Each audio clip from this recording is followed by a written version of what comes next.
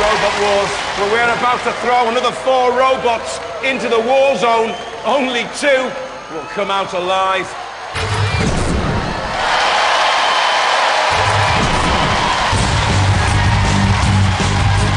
From Romand in the Netherlands, Tartarus. Saucy.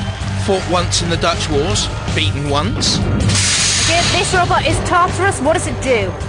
Actually, we don't know yet. The person that built it is actually a top secret agent, and he is gone right now on a secret mission, so when he comes back, we hope we did good with this. So Why don't you know what your robot does? it's not our robot. Why He's are you gone. standing here in those t-shirts then? Well, he tried to fight, but he had to go, so he asked us, please take my robot and just play with it. That's all.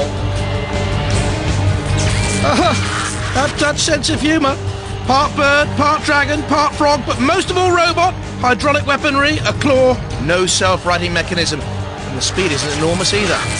From Altrincham in Cheshire, Crushtacean. They're already through to the world final and fighting in their 3rd UK wars. Now, this robot is designed magnificently. It's so clever. Tell us how the pincers are shut. Okay, Dominic has these special gloves which he uses with his hands. So when he closes his hands, the claws close. When he opens them, they open. So it's very intuitive. Well, have a good one, Dominic. Just give us a little show what you do. There he goes.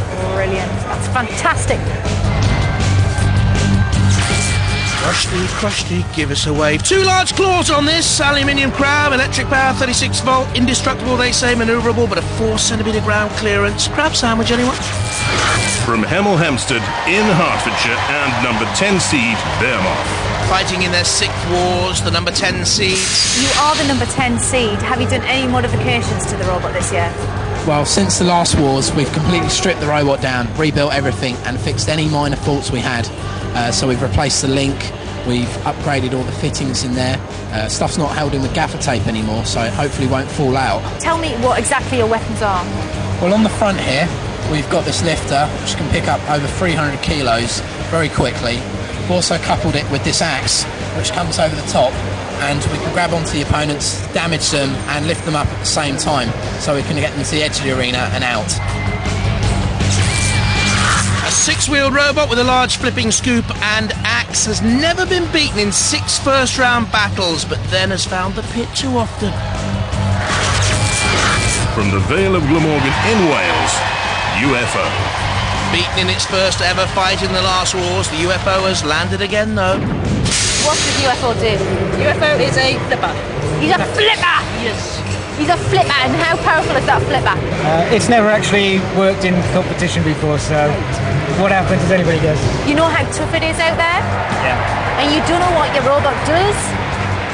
Well, Yeah, exactly! Now who looks silly? You!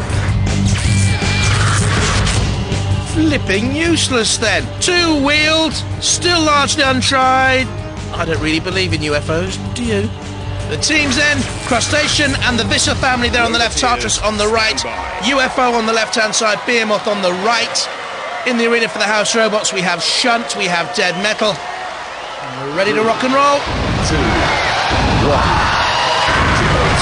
Behemoth, strong, heavy, already slamming into Tartarus, surely here just for show. The secret agent story, tut tut. Crushtacean, you know, they're a worthy machine. UFO, if it had a flippability factor, would have used the flipper there. It's low pressure, and as you heard from Mark and Belinda Hamilton beforehand, I don't think it's working. Crushtacean tossed, that's okay, it's invertible. Can run both ways up, in other words. You see UFO in underneath, but they can't flip. They've come into the war zone, UFO, without a weapon. Behemoth looking on with Anthony Pritchard and Kane Aston. The danger for Crushtacean is if it gets pushed out of the arena, but it's away.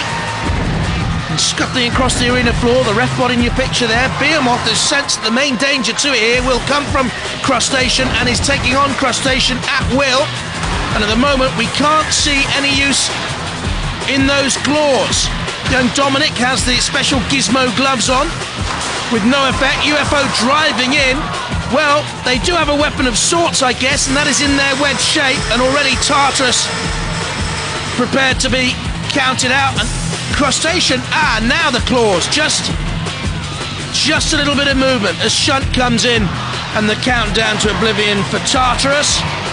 Well, they were hardly flying, Dutchman, and they're about to leave Robot Wars. Martin Scholten and Brian Katler, and out they go. Part dragon, part frog. Well, it didn't give us a dragonfly nor a frog hop, but Crushtacean did. They've hopped out. Now for me, that is a shot because it means UFO will go through with Behemoth. We know already Tartarus have long gone, and I didn't expect UFO to survive. And they have used that wedge-shaped design well when you consider the flipper isn't really working. Nothing on Tartarus work, by the way. Hardly anything. UFO, I'll tell you what, could go on here and cause a surprise as this heat unfolds. They don't want to get caught side on by a machine like Behemoth. Ceases call, both go through, of course. And I wonder if that bash has done UFO's electronics any good.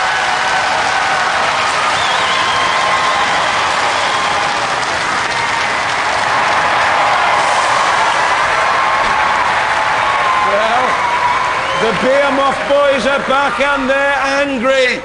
They go through along with UFO.